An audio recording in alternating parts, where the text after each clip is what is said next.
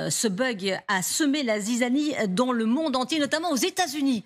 États-Unis, on va retrouver Axel Meunier. Axel Meunier, bonjour et merci beaucoup d'être avec nous aux États-Unis où la majorité des compagnies aériennes ont suspendu leur vol ce matin. C'est presque du jamais vu. Oui, ici c'était la nuit évidemment où les conséquences se sont fait sentir. C'est principalement dans le domaine des transports. Nous nous sommes rendus justement avec Alexandra Poupon qui cadre ce direct à l'aéroport de Washington et c'était assez spectaculaire, assez chaotique. Des centaines de personnes qui faisaient la queue. Aucun vol ne pouvait être effectué. Tous les avions étaient cloués au sol. Les 3 compagnies principales plus 3 compagnies à bas coût n'avaient pas la possibilité de faire décoller les vols, donc aucun vol depuis Washington DC, c'est le nom de cet aéroport. C'était la même chose dans d'autres aéroports, par exemple à San Francisco, où là c'était la livraison des bagages qui posait problème, tous les écrans étaient en bug, mais il y a eu aussi d'autres conséquences un peu plus graves, dans le New Hampshire par exemple, ou en Arizona, c'est le service d'urgence, le fameux 911 qu'on appelle en cas d'urgence, et bien qui était parfois en panne, ou en tout cas qui avait de grosses difficultés. Plus prosaïquement, il y a eu aussi des feux rouges, des panneaux de publicité qui ne fonctionnaient plus. Alors, le retour à la normale se fait au ralenti pour l'instant et c'est effectivement les dernières informations que nous avons. C'est encore la pagaille pour de nombreuses heures a priori dans les aéroports américains. Merci beaucoup Axel Meunier pour toutes ces précisions depuis Washington, les États-Unis impactés, mais ils sont allés loin d'être les seuls. On va justement faire un point avec vous, Jade Partouche, sur ce qui s'est passé en France, mais aussi ailleurs. Il y a plein de capitales qui ont eu des problèmes aujourd'hui. Oui, c'est colossal ce qui s'est passé aujourd'hui. Il faut bien l'avoir en tête. C'est même sans précédent. C'est le monde entier qui a été touché. Alors chez nous, les aéroports, les médias, les banques, pour ne vous citer que quelques secteurs. Alors le secteur des transports, c'est celui qui a été effectivement le plus impacté. ADP a fait savoir que des retards, des annulations ou des modifications de vols étaient à prévoir. Transavia d'ailleurs, qui a communiqué il y a 2 heures maintenant, confirmé que 38 vols avaient été annulés aujourd'hui. Des perturbations qui touchent quand même à peu près 7000 clients du réseau. Air France annonçait dès l'aube que des perturbations importantes avaient eu lieu sur certaines escales, mais à 15 heures, la compagnie communiquait également pour faire savoir que les opérations étaient revenues à la normale. Côté SNCF et RATP, rien à signaler. Les 2 compagnies ont annoncé dès ce matin que la panne ne touchait absolument pas leur activité. On ne peut pas en dire autant des Jeux Olympiques. Le comité des Jeux a fait savoir ce matin qu'ils avaient été impactés. C'est notamment le système d'accréditation qui a été touché, c'est-à-dire qu'il y a eu des problèmes pour les officiels, pour les athlètes, pour aller récupérer leur badge. Autre secteur sensible, les hôpitaux français. Alors certains ont été touchés, c'est ce qu'assure le ministère de la Santé, avec notamment des problèmes pour la prise de rendez-vous, mais sans conséquence sur la continuité des soins. Des problèmes également sur les systèmes de paiement Visa. On a pu voir dans certains supermarchés, les caisses automatiques littéralement fermées. Le ministère assure que les autorités restent, ministère de la Santé, assure que les autorités restent mobilisées et vigilantes. Il y a de grandes enseignes également, on vient d'avoir l'information, comme L'Oréal, le groupe Fnac, Darty également, qui ont été concernés. Alors à 17h, pour le groupe Fnac Darty, ils n'avaient toujours pas réussi, là il y a quelques minutes, ils viennent de le dire, n'avaient toujours pas réussi à classer le dossier. Je cite, nos équipes techniques sont pleinement mobilisées pour limiter les impacts de nos activités et rétablir une continuité de service dès que possible. Le Microsoft, vous le savez, notre dépendance a été ciblée notamment par Jean-Luc Mélenchon, qui s'inquiétait des conséquences de la panne pour la défense française. Eh bien, Sébastien Lecornu lui a répondu, a précisé que le ministère des Armées n'était pas impacté au moment où on se parle. À l'échelle mondiale, les conséquences de cette panne sont beaucoup plus impressionnants. L'Australie, par exemple, est beaucoup plus touchée que nous. Les aéroports de Sydney ont été quasiment à l'arrêt. New Delhi, Hong Kong, Nouvelle-Zélande également touchés. De grosses perturbations à Berlin. On l'a vu tout à l'heure avec notre envoyé spécial sur le terrain. L'aéroport de Berlin a fait savoir que les choses étaient en train, au compte-gouttes, de rentrer dans l'ordre. Le plus important opérateur ferroviaire britannique a également, lui, été touché. En revanche, rien du côté d'Eurostar. C'est-à-dire que pour les personnes qui ont prévu de prendre un Eurostar aujourd'hui au départ de Paris, pas de problème. Un peu plus sérieux, en revanche, en tout cas plus problématique. Le 911 américain, le fameux numéro d'urgence, a été en rade dans plusieurs États américains.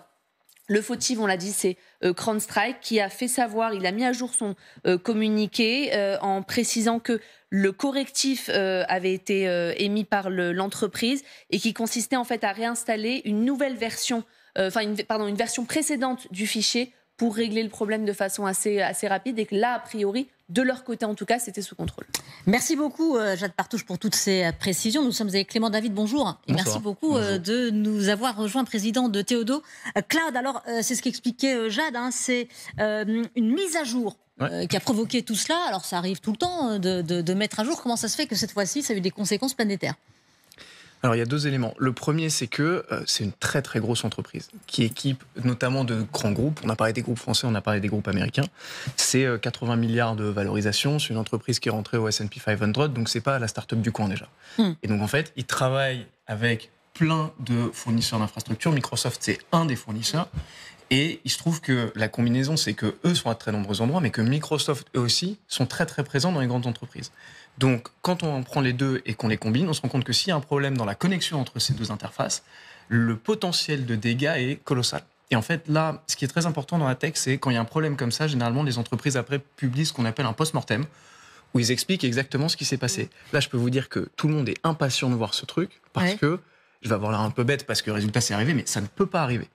C'est-à-dire qu'il doit y avoir une somme d'erreurs individuelles flagrantes qui ont dû s'enchaîner avec des probabilités très faibles pour qu'on arrive à ce résultat, parce que des mises à jour, il y en a tout le temps, qu'elles sont testées, retestées, etc.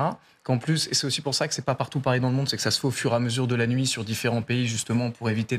Oui, ce que disait CrowdStrike, par exemple, c'est que pour les personnes qui ont allumé leur ordinateur, alors je suis absolument pas experte, mais je vous lis le communiqué, il disait que pour les mises à jour qui ont été faites après 7h30, eh bien, personne n'a été touché. Vous voyez, donc c'est pour ça. Parce que ça se corrige au fur et à mesure. Mais le mal était fait. Le mal était fait. Puis surtout, ça dure depuis très longtemps. Là, il est 17h. En fait, c'est un peu le problème. C'est que là, ce qui se passe, c'est que vous n'avez aucun correctif automatique qui peut être fait. Il y a deux problèmes. Un, c'est pas automatique. Donc, CrowdStrike ne peut pas juste mettre à jour, tout auto-automatisé et ça marche.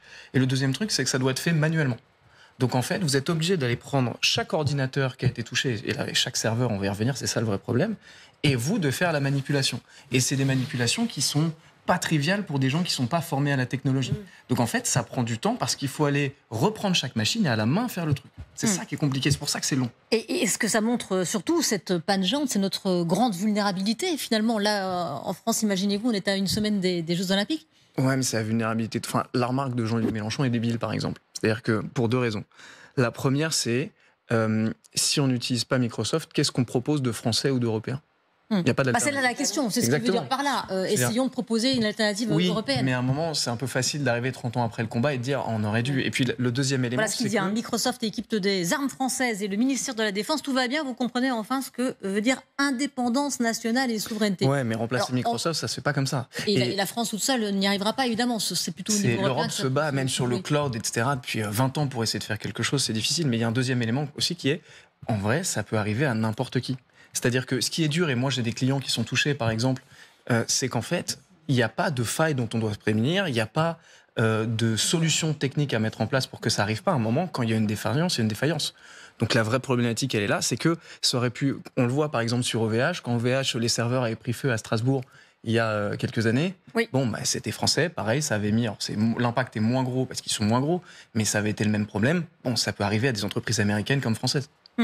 Après, nous, on était avec Michel Rumi tout à l'heure, il expliquait, maintenant, effectivement, on va faire les comptes. On va un peu regarder ce qui s'est passé. Et bon, effectivement, la bourse, elle était dans le rouge ce matin. Bon, ça va se calmer en fin de journée. Mais les entreprises aussi vont un peu voir où elles en sont. Et il y a eu toute une paralysie ce matin.